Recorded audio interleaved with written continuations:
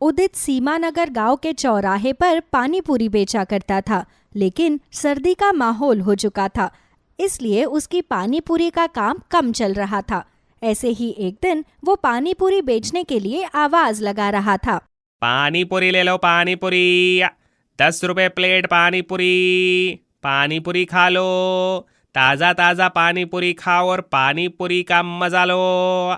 उदित आवाज लगाकर थक जाता है, पर कोई नहीं आता और इस तरह अब सुबह से शाम तक उसके ठेले पर कोई भी ग्राहक पानी पूरी खाने के लिए नहीं आता। सुबह से शाम हो गई, पर किस्मत तो देखो, एक ग्राहक मेरी दुकान पर नहीं आया। मुझे तो समझ नहीं आ रहा कि मैं अपना घर कैसे चलाऊं। उदित खुद से ये बात बोल ही रहा होता है कि तभी वहाँ एक औरत आती है और कहती है, अरे उदित भाई, कितने की दे रहे हो पानी पूरी? बहन जी, 10 रुपए प्लेट है, आपके लिए लगा दूं? ठीक है भाई, लगा दो, लेकिन चटपटा अच्छा रखना। मुझे चटपटा खाना बहुत अच्छा लगता है। बहन जी, आप पानी पूरी खाकर तो देखिए, आपको बहुत ज्यादा पसंद आएंगी। जैसा आपको चाहिए मैं वैसा ही पानी पूरी बनाता हूँ। उदित ये बोलता है और उसे पानी पूरी खिलाता है। औरत पानी पूरी खाकर देखती है। पहली पानी पूरी खाते ही उसके दांतों में ठंडक महसूस होती है और वो आधी पानी पूरी थूक देती है। क्या बात है बहन जी, पानी पूरी थूक क्यों दी? स्वाद में कुछ कमी थी क्या? नहीं भाई, तुम्हारी पानी पूरी का स्वाद तो बहुत अच्छा है, लेकिन तुम तो जानते हो कि मौसम कितना ठंडा है और ऐसे में ठंडा पानी दांतों पर लगते ही जलन मारता है। बहन जी, अब पानी पूरी तो ऐसे ही बनती है, इसीलिए मैंने ऐसे ही बनाई है। तुम चिंता मत करो भाई, मैं तुम्हें तुम्हारी पानी पूरी के प्लेट के 10 रुपए दे दूंगी, पर मुझसे एक से ज्यादा नहीं खाई जाएगी। मेरे दांत ठंडी चीज बर्दाश्त नहीं कर पाते।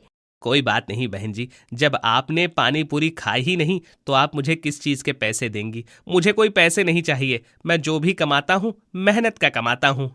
उदित इतना बोलकर उसे जाने के लिए कह देता है और वो वहां से चली जाती है। सुबह से शाम तक उदित की जैसे तैसे 3 से 4 प्लेट पानी पूरी ही बिकती है और वो पैसे लेकर घर आ जाता है और वो पैसे वो अपनी बीवी के हाथ में रखता है। अजी, इन पैसों से क्या होगा? इन पैसों से हम हमारा गुजारा कैसे कर पाएंगे? शायद इसीलिए भगवान ने मुझे बांझ रखा है, क्योंकि हमारे पास बच्चों को पालने के लिए पैसे भी नहीं है। रेखा, तुम्हारा पति थका हारा काम करके आया है और तुम उसे आते ही सुना रही हो। मैं क्या करूं अगर मेरी पानी पूरी नहीं बिकती है तो? और खबरदार, जो अगली बार खुद को बांझ बोला तो। माफ करना जी, मुझे खुद समझ में नहीं आ रहा कि इस गरीबी में हम लोग अपना गुजारा कैसे करेंगे, इसलिए भावनाओं में मेरे मुंह से ये सब बातें निकल गई। कोई बात नहीं रेखा, मैं समझता हूँ कि तुम इस गरीबी में कैसे गुजारा कर रही होगी। घर में जो भी है वो तुम ले आओ, वही खाकर हम आज सो जाते हैं। जिसके बाद अब रेखा खाना लगा देती है और उदित और रेखा प्याज रोटी खाकर सो जाते हैं। ऐसे ही गरीबी में उदित अपना गुजारा कर रहा था। समय गुजरता है और एक दिन उदित ने ठेला लगाते हुए अपनी पत्नी से कहा, रेखा, तुम तो जानती ही हो कि ठंड बहुत ज्यादा है। एक काम करो, मेरे लिए एक बोतल में पानी भर कर दो। पानी को गर्म कर देना और उसके आसपास कपड़ा लपेट देना ताकि वो ज्यादा देर तक गर्म रहे। रास्ते में प्यास लगती है तो ठंडा पानी पिया नहीं जाता।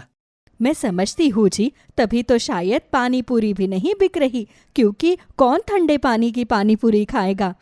हाँ, अब तुम जल्दी से मुझे पानी गर्म करके बोतल पर कपड़ा लपेट कर दे दो। मैं ठेला लगाने जाता हूँ। भगवान का आशीर्वाद रहा तो आज कम से कम 10 प्लेट पानी पूरी तो अच्छे से बिक ही जाएगी। जी ठीक है, आप थोड़ी देर रुक जाइए, मैं अभी पानी गर्म करके एक बड़ी सी बोतल में भर के लाती हूँ ताकि पूरे दिन का आपका गुजारा हो सके। रेखा रसोई में जाती है और पानी गर्म करके एक बोतल में भर देती है और उसके आसपास कपड़ा लपेटकर उदित को दे देती है। उदित भी ठेले पर उस बोतल को रखकर पानी पूरी बेचने के लिए गांव की गलियों में निकल पड़ता है। गोलगप्पे खा लो, गोलगप्पे 10 रुपए प्लेट, 10 रुपए प्लेट। एक बार खाओगे बार बार आओगे, ऐसे गोलगप्पे कहीं नहीं पाओगे। उदित बोल बोलकर गलियों में गोलगप्पे बेच रहा था, लेकिन कोई भी उसके गोलगप्पे खाने आने को तैयार ही नहीं था। उसे प्यास लगती है और वो पानी पीता है और खुद से कहता है, कब से घूम रहा हूं लेकिन कोई भी मेरे गोलगप्पे खाने के लिए नहीं आ रहा। ये तो अच्छा हुआ कि मैंने रेखा को बोलकर आज गर्म पानी ले लिया था, इससे सर्दी से राहत मिल जाएगी। उदित ये बोलता है और उसे उस औरत की बात याद आती है और उसने कहा, इतने ठंडे मौसम में जब मैं ठंडा पानी पी नहीं रहा तो लोग ठंडा गोलगप्पा कैसे खाएंगे। मुझे उन लोगों के बारे में सोचना होगा अगर मुझे अपना काम बढ़ाना है तो। बहुत सोचने के बाद में उदित के दिमाग में एक तरकीब आती है और वो खुद से कहता है, अगर मैं इस मौसम में गर्म गोलगप्पे बनाकर बेचूं तो लोगों को जरूर पसंद आएंगे, क्योंकि लोगों को ठंडे पानी से दिक्कत है, मेरे गोलगप्पे से नहीं। ये सोचकर अब उदित अपने गर्म पानी की बोतल का पानी गोलगप्पे के पानी में मिक्स कर देता है, जिससे गोलगप्पे का पानी गर्म हो जाता है और अब गलियों में घूमता है और जोर जोर से आवाज लगाता है, गोलगप्पे, गर्मा गर्म गोलगप्पे, एक बार खाओगे बार बार आओगे, ऐसे गोलगप्पे कहीं नहीं पाओगे, मात्र 15 रुपए में। उदित ऐसे ही आवाज लगाता है और वो हार नहीं मानता, क्योंकि उसे खुद पर पूरा भरोसा था। कुछ ही देर में उसके पास औरतों का झुंड लग जाता है जो उससे कहती है, अरे भाई, लगता है हमने तुम्हारी बात सुनने में गलती कर दी है। क्या बोल रहे हो तुम, गर्मा गर्म गोलगप्पे? अगर हमें सुनने में गलती होती तो इतने सारे लोगों ने एक साथ कैसे सुना होता? इसने यही बोला है, गरम गरम गोलगप्पे। उदित इतनी सारी औरतों को एक साथ अपने ठेले पर देखकर खुश हो जाता है और कहता है, हाँ बहन जी, ये गर्मा गर्म गोलगप्पे हैं, एक बार खाकर तो देखिए, आपको बहुत पसंद आएंगे। तो फिर देर किस बात की, जल्दी से हम लोगों के लिए गरम गरम गोलगप्पे लगा दीजिए, हम भी तो जरा गरम गरम गोलगप्पे खाकर देखें। मुझे तो नाम सुनकर ही रहा नहीं जा रहा। जरूर ये गोलगप्पे अनोखे होंगे, तभी तो तुमने इनका नाम इतना अनोखा रखा है। जिसके बाद उदित उन सबको गरम गरम गोलगप्पे खिलाता है और गरम गरम गोलगप्पे खाकर औरतें कहती है, अरे वाह, क्या गोलगप्पे है! ऐसे गोलगप्पे तो मैंने जिंदगी में कभी नहीं खाए हैं। सर्दियों के मौसम में तो मैं गोलगप्पे खा ही नहीं पा रही थी, क्योंकि ठंड की वजह से गोलगप्पे खाने का मन ही नहीं करता था। दांतों की परेशानी और हो जाती थी, इसलिए गोलगप्पे नहीं खाती थी। भैया, मेरे लिए तो तुम रोज शाम को इस मोहल्ले में आ जाया करो। मुझे तो ये गोलगप्पे बहुत पसंद है। अब से मैं रोज तुम्हारे हाथों के गोलगप्पे खाऊंगी। सच में ऐसे अनोखे गोलगप्पे खाकर तो मजा ही आ गया। बड़ा स्वाद है तुम्हारे गोलगप्पों में। जिसके बाद में ऐसे उदित गलियों में घूम घूम कर गोलगप्पे बेच रहा था, तो वहीं कई देर तक वो घर नहीं आया था और रेखा को उसकी चिंता सताने लगती है। हे भगवान, अभी तक ये घर क्यों नहीं आए हैं? ऐसा वो कभी नहीं करते। कहीं ऐसा तो नहीं कि उन्हें मेरी किसी बात का बुरा लग गया हो और आज भी कमाई ना हुई हो, इसलिए वो घर नहीं आए। हे भगवान, मेरा तो जी बैठा जा रहा है। मुझे तो समझ में नहीं आ रहा कि मैं क्या करूं। अब इनके बारे में कैसे पता करवाऊं? रेखा चिंता किए जा रही थी और ऐसे ही कुछ घंटे बीत जाते हैं। बस बहुत हो गया, अब मैं और सब्र नहीं कर सकती। मुझे खुद ही जाकर उन्हें ढूंढना होगा। अब रेखा उदित को ढूंढने के लिए गांव में निकल जाती है, तो उसे उदित अपने ठेले पर ही खड़ा हुआ मिलता है और उसके आसपास गोलगप्पे खाने वालों की भीड़ लगी हुई थी। अच्छा, तो ये यहाँ हैं और आज इनकी दुकान पर ग्राहक थे, इसलिए ये अभी तक घर नहीं आए और मैं बैठकर इनकी इतनी चिंता कर रही थी। अब रेखा उदित के पास जाती है, तो उदित आवाज लगा रहा था, गोलगप्पे ले लो, गोलगप्पे, या गर्मा गर्म गोलगप्पे बस थोड़े से बचे हैं, जिसको खाने हैं जल्दी आओ, जल्दी खाओ। रेखा भी अपने पति की आवाज सुनकर हैरान हो जाती है, क्योंकि उसे नहीं पता था कि उदित गरम गरम गोलगप्पे बेच रहा है। वो उसके पास जाती है और कहती है, गर्मा गर्म गोलगप्पे, ऐसे भी कोई गोलगप्पे होते हैं क्या भला? होती है रेखा, और आज तुम सिर्फ ऐसी चीज सुन नहीं रही हो बल्कि खाकर भी देखोगी। एक बार ये गोलगप्पे खाकर तो देखो। हाँ जी, वैसे तो मुझे गोलगप्पे इतने पसंद नहीं है, क्योंकि मुझे गोलगप्पे खाने की शुरू से आदत नहीं है, लेकिन ये नाम सुनकर खाने का मन बहुत कर रहा है। बड़ा अनोखा नाम है। रेखा, एक बार खाकर देखो, तुम भी मेरे गर्मा गर्म गोलगप्पों की फैन हो जाओगी। जिसके बाद अब उदित रेखा को गरम गरम गोलगप्पे लगाकर दे देता है और गोलगप्पा खाते ही रेखा कहती है, ये गोलगप्पे नहीं है, बल्कि हमारी सोई हुई किस्मत की चाबी है। आपको पता है, गांव के अंदर ये गरम गरम गोलगप्पे बहुत बिकेंगे। मैं भी यही चाहता हूँ रेखा, भगवान करे ऐसा ही हो। जिसके बाद कुछ दिन गुजरते हैं। उदित के गरम गरम गोलगप्पे गांव में खूब बिक रहे थे, हर कोई गोलगप्पे खाने के लिए कतार में खड़ा रहता। कुछ दिनों के बाद में उदित रेखा की आंखों पर पट्टी बांधकर उसे लेकर आता है और कहता है, आज हमारा सपना साकार होने जा रहा है। मैं तुम्हें एक ऐसी जगह लेकर आया हूँ जहाँ जाकर तुम खुश हो जाओगी। पर उस जगह को तो मैं तभी देख पाऊंगी ना जब आप मेरी आंखों से ये पट्टी हटाओगे। हाँ बाबा रुक जाओ, इंतजार का फल मीठा होता है। अब रेखा की आंखों से जैसे ही उदित पट्टी हटाता है तो सामने उदित की एक बड़ी सी दुकान थी जिस पर लिखा था गरम गरम गोलगप्पे की दुकान। यहाँ पर ठंडा और गर्म दोनों तरह के गोलगप्पे खिलाए जाएंगे। मैं ये क्या देख रही हूँ, आपने गोलगप्पे की दुकान खोल दी। भगवान ने हमारी सोई हुई किस्मत को जगा दिया।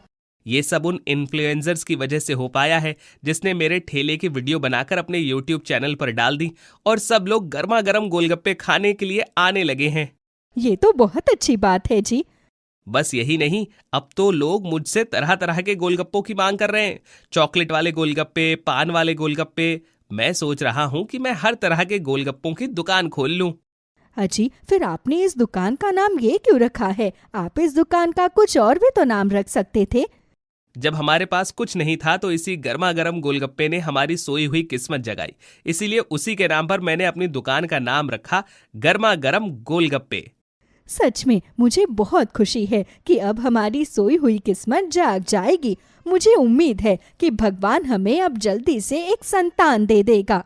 तुम बिल्कुल भी चिंता मत करो रेखा, अब मैं तुम्हें अच्छे से अच्छे डॉक्टर को दिखाऊंगा और खुद को भी, और हम पता करेंगे कि आखिर हमें संतान क्यों नहीं हो रही। सोनम की सास और उसकी ननद बारी बारी से उसको दिलासा दे रही थी। विनोद को गुजरे हुए पूरे 13 दिन हो गए थे। उसकी 13वीं पर आए हुए लोग भी वापस जा चुके थे और सोनम अभी भी रोई जा रही थी। चुप हो जा सोनम, अगर तेरा पति गया है तो मेरा भी तो बेटा गया है। हाँ भाभी, मेरा भी तो भाई गया है। उन दोनों की बात सुनकर सोनम ने अपने आंसू पोंछे और फिर चुपचाप अपने कमरे में अपने बच्चों के पास चली गई। अगले दिन सुबह विनोद के घर इंश्योरेंस वाले आए। विनोद ने 2-3 पॉलिसी अपने इंश्योरेंस की ली हुई थी और उसके ऑफिस से भी कुछ लोग आते हैं जो विनोद के नाम के जितने पैसे ऑफिस में थे वो सब सोनम को सौंप देते हैं और 10 दिन के अंदर ही अंदर विनोद ने जितने भी सिक्योरिटी के लिए पॉलिसी ली हुई थी उन सब का पैसा सोनम को मिल जाता है। देखा सोनम बेटी, जिसको जाना था वो चला गया। आगे इन दोनों बच्चों की तरफ देखो। ये जितना भी तुम्हें पैसा मिला है, मेरी बात मानो, सारा कैश करा लो। ये घर तो मेरे नाम है, हम यहाँ से चले जाएंगे, इसको बेच देंगे। अब हमारे पास इन 2 बच्चों के सिवा और कौन है? इनके उज्जवल भविष्य को देखना होगा। हाँ मम्मी जी, आप बिल्कुल ठीक कह रही हैं। इस घर में अब मेरा भी मन नहीं लगेगा। भाभी, आप बिल्कुल भी चिंता मत करो। भैया की जगह अब मैं लूंगी। मैं नौकरी करूंगी, मैं सब कुछ देखूंगी। अपनी सास और ननद की बातें सुनकर सोनम को भी लगा कि वो लोग कितने अच्छे हैं और उसके भले के लिए सोच रहे हैं। फिर सोनम ने उन लोगों की बात मान ली और सारा पैसा कैश करा लिया। सोनम, कल हम लोग यहाँ से चले जाएंगे। बेटा, बच्चों का मन ऐसा ही होता है। ये सारा पैसा मेरे कमरे में रख दो। ठीक है मम्मी जी, आप ही सारे पैसे ले जाइए। सारा पैसा अपनी सास के हाथ में देने के बाद में सोनम अपने बच्चों के साथ सो गई और सुबह जब आंख खुली तो घर में अजीब अजीब आवाजें सुनाई दे रही थी। वो अपने कमरे का दरवाजा खोलकर बाहर आती है तो वहां अनजान लोगों को देखती है। अरे भाभी जी, आप अभी तक यहीं पर हैं? मेरा घर है तो मैं तो यहीं पर होंगी, लेकिन आप लोग यहाँ क्या कर रहे हैं? भाभी जी, ये वो लोग हैं जिन्होंने ये घर खरीदा है। मैं इनको यहाँ पर दिखाने के लिए आया हूँ। आपकी सास से मेरी बात हुई थी। और सोनम अपनी सास को आवाज लगाने लगती है, मम्मी जी, मम्मी जी। लेकिन वहां तो कोई भी नहीं था। सोनम फोन मिलाती है तो फोन भी स्विच ऑफ था। क्या हुआ भाभी जी? क्या आपको नहीं पता था इस डील के बारे में? अनजान लोगों को वहां पर खड़ा हुआ देखकर सोनम और भी ज्यादा घबरा रही थी। उसने जल्दी से अपने बच्चों को उठाया और अपनी अलमारी खोली तो वहां बस केवल बच्चों के और उसके कपड़े पड़े थे। सारे जेवर और पैसे सब गायब थे। उसने एक बैग में सारे कपड़े डाले और बच्चों को लेकर वहां से निकल गई। माँ, क्या हुआ? हम लोग घर से क्यों निकल आए? क्या हुआ माँ? तू रो क्यों रही है? बताओ ना, दादी और बुआ कहाँ गई? मैं तो पराए घर से आई थी, लेकिन ये दोनों तो उनका अपना खून थे। इनके साथ इतनी बड़ी गद्दारी, जरा तरस नहीं आया। उन्हें पता था मेरे तो माँ बाप भी नहीं है। क्या रिश्तों पर पैसा इतना भारी होता है? तभी रोते रोते सोनम का हाथ अपने गले में पड़ी हुई चेन पर जाता है वो तुरंत ही अपनी चेन गले से निकालती है और एक सुनार की दुकान पर जाकर उसे बेच देती है। सुनो भैया, यहाँ कहीं किराए का मकान मिलेगा? किराए का मकान बहन जी? एक काम करो, यहाँ से 2 गली आगे मैंने कल आते समय देखा था, वहां पर शायद किराए के लिए जगह खाली है। सोनम अपने बच्चों के साथ वहां पर जाती है। बाहर लिखा था कमरा किराए के लिए खाली है। सोनम बात करके कुछ पैसे कम कराती है और वो कमरा ले लेती है। माँ, अब यहाँ रहेंगे? हाँ बेटा, अब हम लोग यहीं रहेंगे। तुम दोनों यहीं बैठो, मैं तुम लोगों के लिए खाने पीने के लिए कुछ लेकर आती हूँ। एक पल में ही सोनम को होश आ जाता है और वो समझ जाती है कि ये दुनिया बहुत बुरी है। यहाँ पर अपने ही अपनों को सबसे बड़ा धोखा देते हैं। वो एक दुकान पर जाकर बच्चों के लिए चाय ब्रेड ले लेती है और जब तक चाय वाला चाय बना रहा था, सोनम ने अपने आप को उसकी जगह खुद को देखा। विनोद जी कहते थे कि मैं चाय बहुत अच्छी बनाती हूँ। नौकरी का पता नहीं कब तक मिलेगी और यहाँ पर काफी भीड़ भाड़ भी है। मार्केट भी अच्छी खासी है। क्या मुझे चाय बेचने का काम शुरू करना चाहिए? हाँ, शायद यही ठीक रहेगा। अगर नौकरी नहीं मिली तो हाथ में ये थोड़ा सा पैसा भी खत्म हो जाएगा और अगर ये काम शुरू करूंगी तो रोज कुछ ना कुछ पैसे तो जरूर मिलेंगे। और घर तक आते आते सोनम मन बना लेती है कि वो अपनी चाय की दुकान खोलेगी। बच्चों को वो सब खिलाने के बाद सोनम फिर बाहर मार्केट में आती है और थोड़ा बहुत सामान रसोई के लिए ले लेती है। फिर वो एक चूल्हा खरीदती है, एक दुकान पर जाकर एक छोटे सिलेंडर का इंतजाम करती है और इन सब कामों में उसे शाम हो जाती है। दोनों बच्चे डरे सहमे उस कमरे में बैठे हुए थे। अपनी माँ को आया देख वो दोनों उसके गले लगकर रोने लगते हैं। माँ तू कहाँ चली गई थी? हमें बहुत डर लग रहा था। बेटा, मैं तो इंतजाम करने के लिए गई थी कि शाम को कुछ बनाकर तुम्हें खिला दूंगी। डर क्यों रहे हो? यहाँ किसी ने तुम्हें कुछ कहा तो नहीं है ना? नहीं माँ, किसी ने कुछ नहीं कहा, बस हमें भी लगा आप भी दादी और बुआ की तरह हमें छोड़कर चली गई हो। ये तुम कैसी बातें कर रहे हो बेटा? भला मैं तुम दोनों को कैसे छोड़ सकती हूँ? चलो डरो मत, थोड़ा थोड़ा पानी पियो, तब तक मैं तुम लोगों के लिए खाने के लिए कुछ बनाती हूँ। फिर सोनम बच्चों को खाना बना कर देती है। अगले दिन सुबह वो सारा सामान लेकर उस बाजार के कोने में चाय बनाने लगती है। वो अपने दोनों बच्चों को भी साथ लेकर आई थी। माँ, क्या तुम यहाँ पर अब चाय बनाया करोगी? हाँ बेटा, मैं यहाँ पर चाय बनाया करूंगी क्योंकि मुझे तुम लोगों को स्कूल भेजना है। बहुत दिन की छुट्टी हो चुकी है, तुम लोगों को पढ़ाना लिखाना भी तो है और कामयाब भी बनते हुए देखना है। माँ, हम तुम्हारे साथ हैं। तभी 2-4 मजदूर वहां पर आते हैं और सोनम से चाय बनाने के लिए कहते हैं। सोनम अच्छे से दूध डालकर उसमें चाय पत्ती, अदरक और इलायची डालकर चाय बनाती है। वो मजदूर जैसे ही पहला घूंट चाय का लेते हैं, उन्हें चाय बहुत ही अच्छी लगती है। चाय तो बहुत बढ़िया थी। सुबह सुबह ऐसी चाय मिल जाए तो पूरा दिन शरीर में फुर्ती रहती है। ये बात तो तुमने बिल्कुल सच कही है। वाकई में चाय तो बहुत ही अच्छी है। सोनम को अच्छा लगता है। वो उन लोगों से पैसे ले लेती है। उसके बाद सोनम बच्चों के स्कूल में फोन करती है और उनकी प्रिंसिपल को सारी बात बता देती है। ये तो बहुत बुरा हुआ, आप चिंता मत कीजिए। आप बच्चों को 4 दिन बाद आराम से स्कूल भेजिए। मैडम, मैं जानती हूँ कि मैं फीस देने में थोड़ी लेट हो जाऊंगी, लेकिन मैं वादा करती हूँ मैं अपने बच्चों की फीस दे दिया करूंगी। बस आप मेरे बच्चों को कभी इस बात की भनक मत लगने देना। ठीक है, आप चिंता मत कीजिए। सोनम फोन रखती है कि तभी वहां पर एक लड़का आता है और सोनम से कहता है, 10 चाय पैक कर दो। बेटा, मैं प्लास्टिक में चाय नहीं डालती हूँ, मैं केतली में चाय डालकर दे रही हूँ। मेरा बेटा तुम्हारे साथ जाएगा। चाय डालने के बाद केतली वापस कर देना। प्लास्टिक की चाय शरीर को नुकसान देती है। फिर वो लड़का चाय और सोनम के बेटे को लेकर वहां से चला जाता है। थोड़ी देर में सोनम का बेटा खाली केतली लेकर वापस आता है और शाम तक सोनम की काफी चाय बिक जाती है। शाम के समय जब वो सारा सामान समेट रही थी कि तभी वहां पर एक आदमी आता है। बहन जी, चाय बड़ी अच्छी थी। मैंने सुबह अपने बेटे को भेजा था यहाँ पर। आपने केतली दी थी? हाँ, याद आया मुझे। मैं एक प्रॉपर्टी डीलर हूँ और पूरा दिन मेरे पास लोग आते जाते रहते हैं। आज के बाद मेरे यहाँ पर चाय सिर्फ आपके यहाँ से आएगी। या तो आप पैसे दिन के हिसाब से ले लेना या हफ्ते में हिसाब कर लेना। ठीक है, मैं इस बारे में सोच कर बताऊंगी। फिर सोनम घर आती है और अपने बच्चों को खाना खिलाकर सुला देती है और पूरे दिन भर में जो भी पैसे उसने कमाए थे उनको गिनकर एक तरफ रख देती है। कल सुबह मैं बच्चों को स्कूल भेजने के लिए तैयारी करूंगी और उसके बाद ही काम पर जाऊंगी। उन दोनों ने क्या सोचा था कि वो हमें इस तरह हालात में छोड़कर चली जाएंगी और हम मर खप जाएंगे। अगले दिन सुबह सोनम अपने बच्चों को तैयार करती है और उन्हें स्कूल छोड़कर आती है। उसके बाद वो सारा सामान लेकर चाय बनाने वाली जगह पर जाती है और चाय बनाने लगती है। कल जो मजदूर आए थे आज उनके साथ और भी मजदूर थे। जैसे जैसे मार्केट शुरू हो रही थी वैसे वैसे सोनम के पास आज चाय के कई ऑर्डर थे। आज शाम को भी वो प्रॉपर्टी डीलर सोनम से पूछता है तो सोनम बच्चों की फीस का सोचकर उसे कहती है कि हफ्ते के हफ्ते पेमेंट कर देना। और फिर सोनम की चाय की दुकान बहुत अच्छी चल पड़ती है। वो हर चीज बड़े अच्छे से नाप तोल कर डालकर चाय बनाती थी।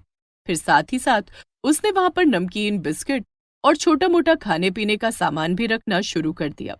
समय इसी तरह बीतता जाता है। कई साल बाद माँ, ये देखो मुझे नौकरी मिल गई। और माँ, मेरी पढ़ाई खत्म हो गई है, अब मैं भी नौकरी करूंगी।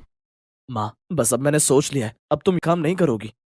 नहीं नहीं बेटा, ऐसा कैसे हो सकता है? भला मैं काम क्यों नहीं करूंगी?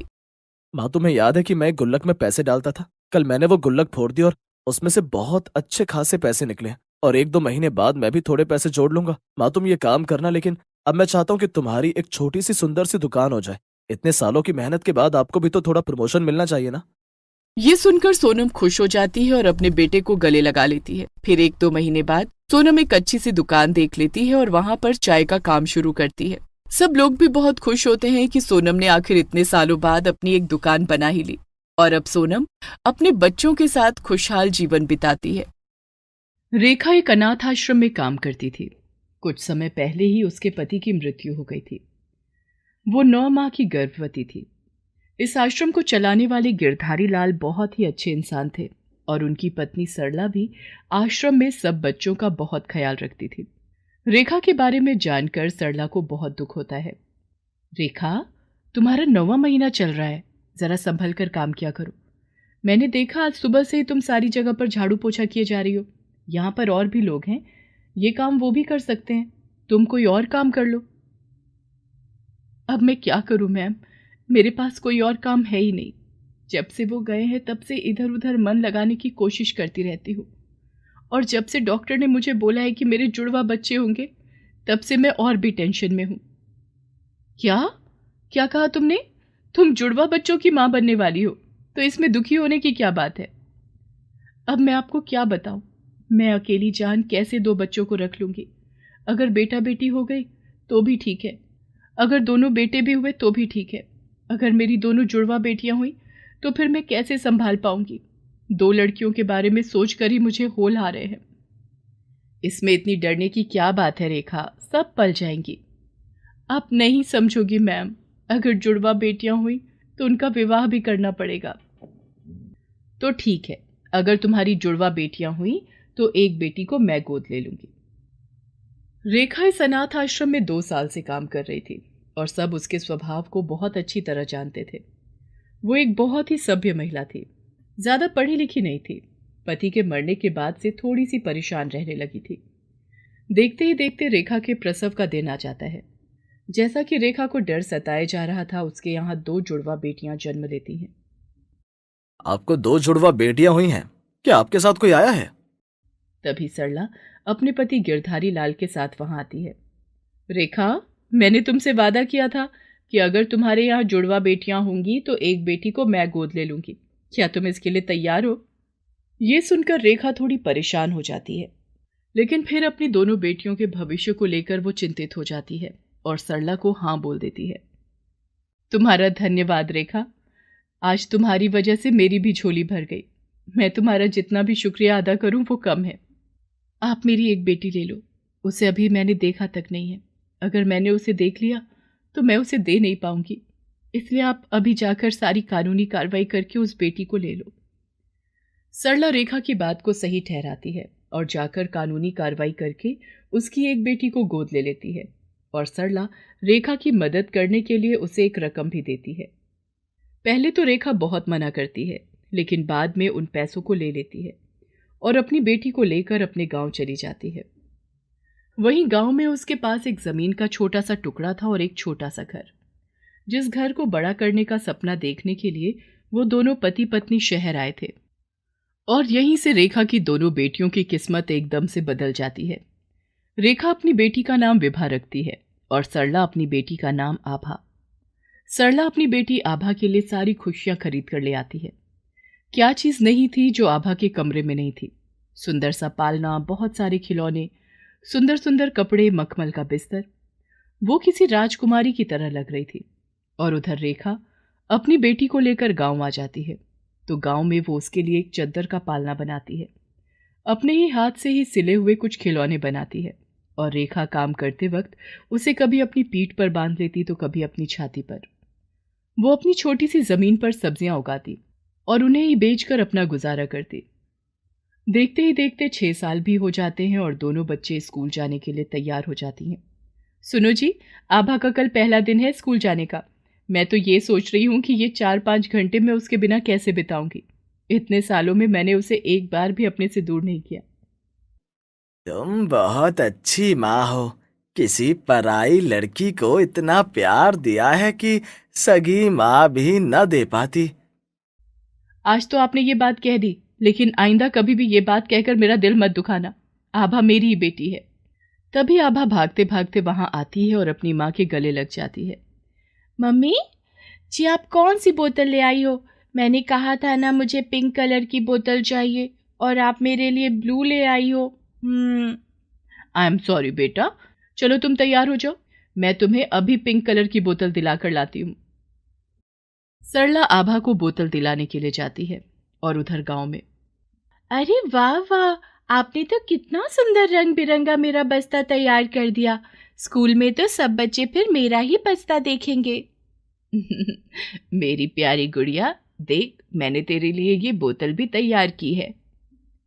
रेखा एक खाली पानी की बोतल पर सुंदर सी नक्काशी करके उसे पीने की बोतल बनाकर विभा को दे देती है और वो दोनों चीजों को पाकर बहुत खुश हो जाती है। दोनों बच्चियां अलग अलग जगह पर स्कूल जाना शुरू कर देती हैं।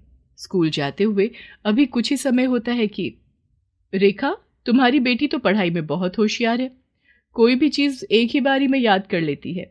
ऐसा लगता है जैसे कि तुम्हारी बेटी विलक्षण बुद्धि की पैदा हुई है। वो तो मैं नहीं जानती टीचर जी, लेकिन जब मैं इसको किताब पढ़ाती थी तो ये सब कुछ याद करके जल्दी जल्दी ही मुझे सुना देती थी। सच में विभा बहुत ही होशियार बच्ची है। उधर आभा के लिए भी टीचर यही बोलती है, जिसे सुनकर सरला बहुत खुश हो जाती है और देखते ही देखते दोनों बच्चियां 12वीं की कक्षा पास कर लेती हैं। एक तरफ आभा बहुत अमीरी में जीवन गुजार रही थी, जहां उसे किसी भी चीज की कमी नहीं होती थी। वहीं विभा एक एक चीज के लिए तरसती रहती थी, लेकिन कभी भी रेखा से किसी भी चीज की फरमाइश नहीं करती थी। स्कूल की तरफ से विभा को स्कॉलरशिप मिलती है। रेखा, विभा ने तो हमारे स्कूल का ही नहीं पूरे जिले का नाम रोशन कर दिया। इस पर भगवान की असीम कृपा है। सरकार की तरफ से विभा को स्कॉलरशिप मिली है और जो एंट्रेंस टेस्ट इसने दिया था उसमें तो ये अव्वल रही है। इसलिए तुम इसका भविष्य खराब मत करो इस गांव में रहकर। इसको लेकर तुरंत शहर चले जाओ। वहां के एडमिशन की सारी प्रक्रिया पूरी हो जाएगी। इस काम में मैं तुम्हारी मदद करूंगी। और किस्मत वापस रेखा को शहर ले आती है। उसे अपनी दूसरी बेटी की बहुत याद आती है। एक बारी रेखा सोचती है कि अनाथ आश्रम जाकर देखूं, फिर मन कड़ा करके नहीं जाती। विभा का एडमिशन शहर के नामी कॉलेज में हो जाता है। देख विभा, नया शहर है, जरा संभल कर बेटा। यहाँ के तौर तरीके सब तेरे लिए नए हैं। माँ, मैं सब जानती हूँ, आपकी बेटी सब संभाल लेगी। पर माँ, हम यहाँ क्या करेंगे? हमारे पास तो काम भी नहीं है।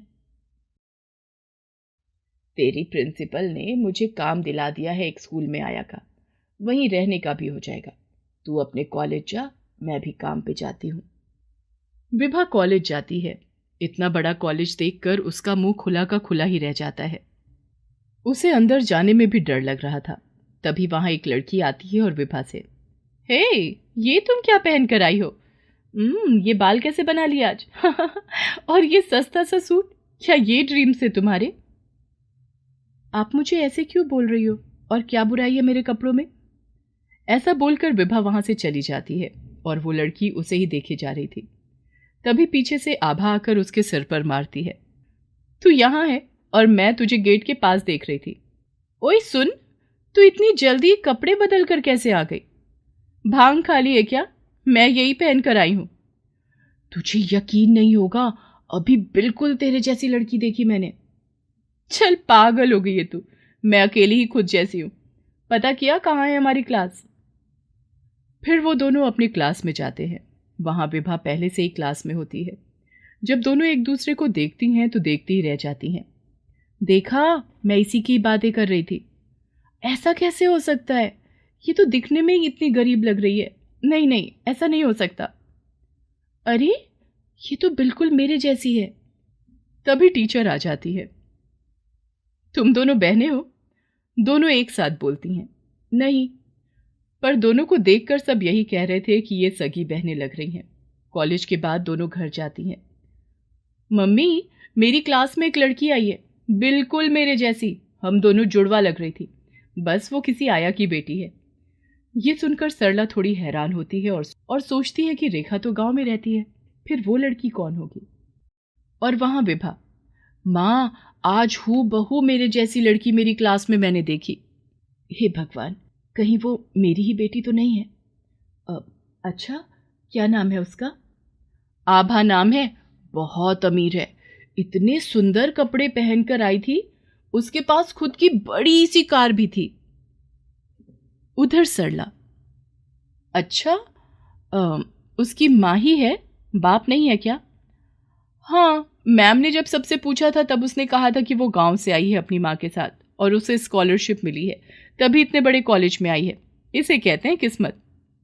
हाँ, यही किस्मत है, तभी तो इतने सालों बाद तुम दोनों मिल गई। सरला सारी बात गिरधारी लाल को बता देती है। मन छोटा मत करो, रेखा तुमसे आभा को नहीं लेगी। अगर लेना होता तो वो बहुत पहले ही ले लेती।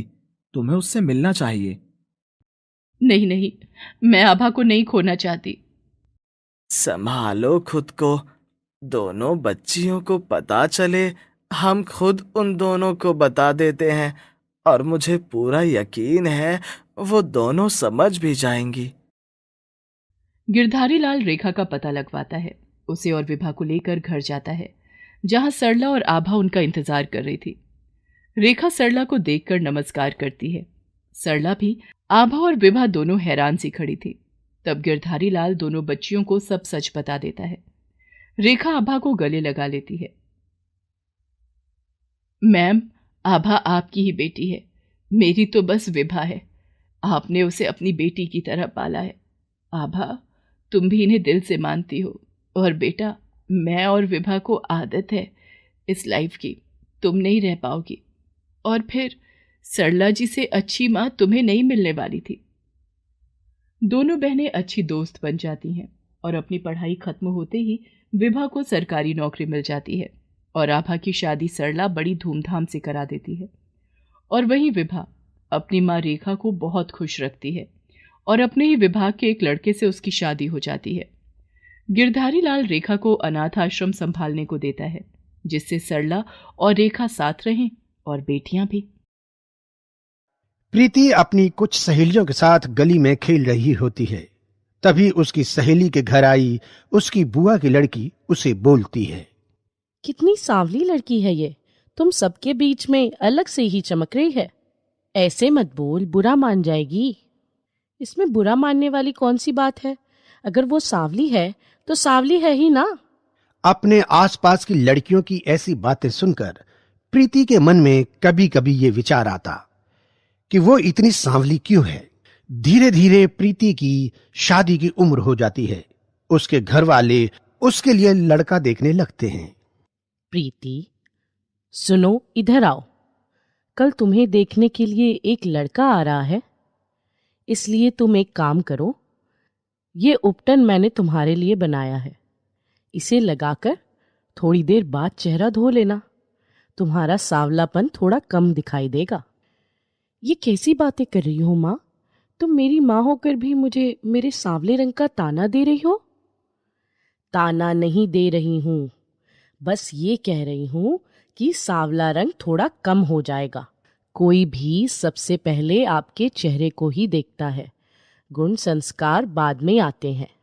प्रीति कुछ नहीं कहती। माँ के हाथ से उपटन लेकर वो अपने कमरे में चली जाती है। तभी प्रीति के पापा घर आ जाते हैं और उसकी माँ को बोलते हैं, तुमने प्रीति को बता दिया ना कि कल उसे देखने वाले आ रहे हैं? अगर हमारी प्रीति का रंग थोड़ा साफ होता तो अभी तक उसकी शादी हो जाती। मैं तो थक गया हूं अब। हर हफ्ते कोई न कोई प्रीति को देखने आता है और रिजेक्ट करके चला जाता है। बस कल जो आ रहे हैं माता रानी कृपा करे वो प्रीति को पसंद कर ले। प्रीति अपने सांवले रंग को लेकर फिर दुखी हो जाती है। उसे रोज रोज इस तरह लोगों के सामने चाय पानी ले जाना अच्छा नहीं लग रहा था। मेरे सांवलेपन को लेकर सभी मुझे कोसते रहते हैं। क्या सांवला रंग इतना बुरा होता है? होता ही होगा, तभी तो माँ मुझे किसी भी शादी फंक्शन में नहीं लेकर जाती। अगले दिन प्रीति को देखने वाले आते हैं और वो भी प्रीति को रिजेक्ट करके चले जाते हैं। प्रीति को बहुत बुरा लगता है, पर अब किया भी क्या जा सकता था। आज भी लड़के वाले ना करके चले गए। मुझे तो समझ नहीं आता कि इस रंग का इतना इशू क्यों बना लेते हैं लोग। 1 महीने तक प्रीति को देखने कोई नहीं आता। प्रीति भी चैन की सांस लेती है कि रोज रोज ड्रामा नहीं करना पड़ता। फिर एक रोज उसकी रिश्तेदार उसके घर आती है। अरे चांदनी बहन, बड़े दिनों बाद आना हुआ। सब घर में कुशल पूर्वक तो है ना? माता रानी की कृपा है, बस तू बता कैसी है? सब ठीक ही है चांदनी, अब क्या बताऊं।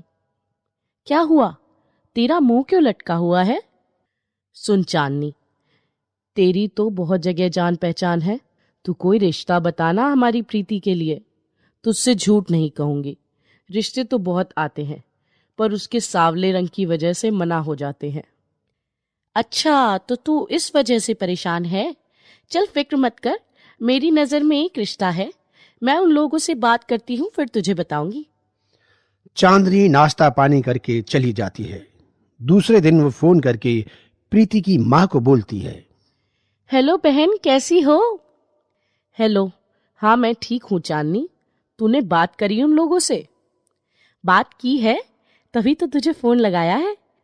सुन, वो कल प्रीति को देखने आएंगे। कल ही? इतनी जल्दी? भाई मैंने बात करी, उन्होंने मुझे टाइम दिया, मैंने तुझे बता दिया। अब तुझे जल्दी लग रही है तो मैं क्या कर सकती हूँ? कहे तो मना कर दूं? नहीं नहीं, उन्हें बोल दे वो आ जाएं, मैं तैयारी कर लूंगी। और वो प्रीति के पापा को फोन करके बताती है, सुनो जी, कल प्रीति को देखने वाले आ रहे हैं, आप कुछ मिठाइयाँ और नमकीन लेते आना। कौन है, कुछ पता किया तूने? चांदनी ने रिश्ता बताया है, जो तुमसे सामान मंगवाया है, बस वो लेकर घर आ जाना। अगले दिन प्रीति को देखने वाले घर आते हैं। लड़के का नाम समीर होता है और उसके साथ में उसकी माँ और पापा आए होते हैं। प्रीति सबके लिए चाय लेकर आती है। जैसे वो चाय कप में डालती है, समीर को प्रीति एक नजर में ही बहुत अच्छी लगती है। पर समीर की माँ, देखो बहन जी, बुरा नहीं मानना, पर आपकी लड़की कुछ ज्यादा सांवली नहीं है। बहन जी, ये तो भगवान की लीला होती है, वरना हमारी प्रीति में किसी चीज की कोई कमी नहीं है। बहुत ही समझदार और सुगढ़ है, और पढ़ाई में तो हमेशा से ही अव्वल रही है। तभी समीर अपनी माँ के कान में कुछ कहता है, ठीक है बहन जी, हम आपको घर जाकर बताते हैं। और वो सब लोग वहां से चले जाते हैं। माँ, माना कि प्रीति सांवली है, लेकिन मुझे वो लड़की अच्छी लगी। उसके चेहरे पर एक सच्चाई थी, वो देखकर मुझे बहुत अच्छा लगा माँ, और मैं इसी लड़की से शादी करना चाहता हूँ बस। समीर सही कह रहा है, मुझे भी लड़की बहुत अच्छी लगी वैसे। पर सब रिश्तेदार क्या कहेंगे, एक लौता लड़का है और उसके लिए भी इतनी सांवली लड़की ढूंढी। माँ, उसको मेरे साथ सारी जिंदगी रहना है और मुझे उसके साथ। रिश्तेदार कहां से आ गए बीच में?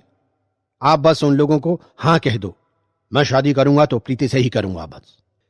बेटे की बात सुनकर उसकी माँ क्या कर सकती थी। वो शाम को फोन करके प्रीति की माँ को बोलती है, हेलो बहन जी, मिठाई बंटवाओ, मेरे बेटे को आपकी बेटी बहुत अच्छी लगी।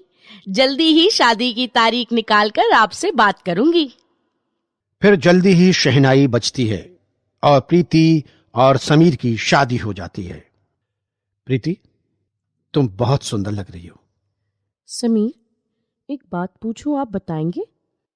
हाँ प्रीति, देखो तुम्हें पूछने की जरूरत नहीं, मैं जानता हूं कि तुम क्या पूछने वाली हो।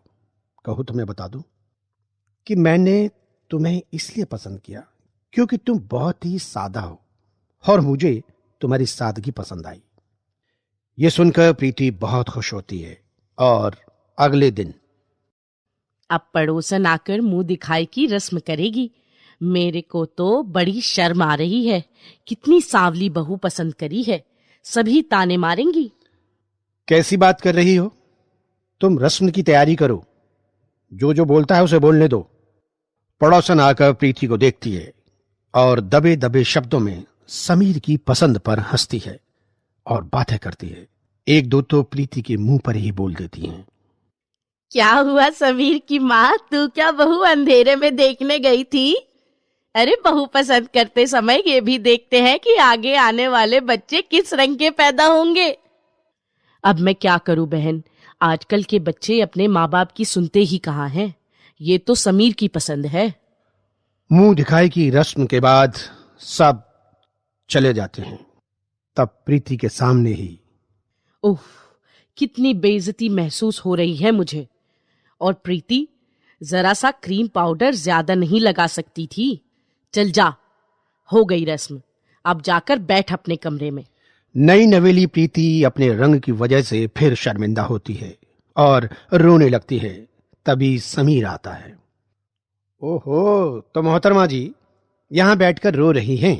आपको भी शर्म आएगी ना अपने दोस्तों से मिलवाते हुए मुझे। देखो, तुम्हें मैंने पसंद किया है तो तुम्हें किसी की भी सवाल का जवाब देने की कोई जरूरत नहीं है। तुम मेरे दिल को बहुत सुंदर लगती हो, समझी तुम? अब जल्दी से ही आंसू पोंछो, क्योंकि मैं कभी भी तुम्हारी आंखों में आंसू नहीं देखना चाहता। और इसी तरह दिन बीतने लगते हैं। प्रीति की सास सांवलेपन के ताने देती रहती है। ये कैसी चाय बनाई है तुमने, बिल्कुल अपने रंग जैसी।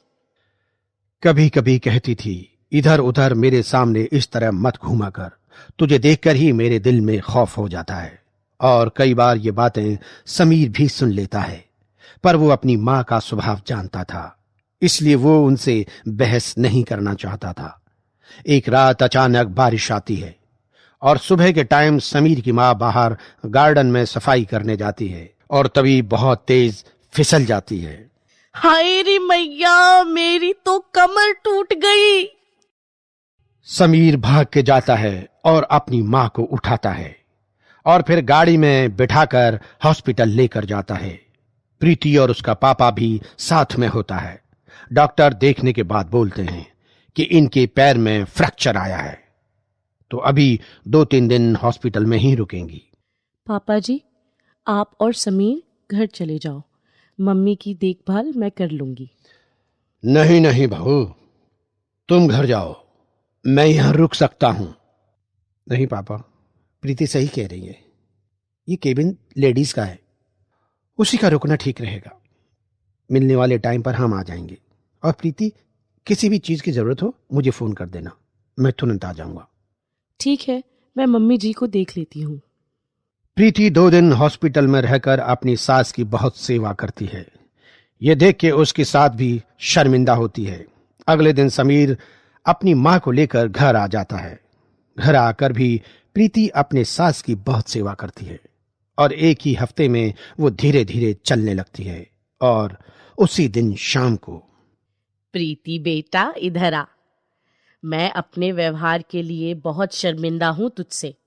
मैंने हमेशा तेरे रंग को बहुत ताने दिए, पर तूने जिस तरह से मेरी सेवा की है, मैं जान गई हूँ कि गोरा काला कुछ नहीं होता। सबसे अच्छा होता है अच्छे दिल का होना, जो कि तुम्हारे अंदर है।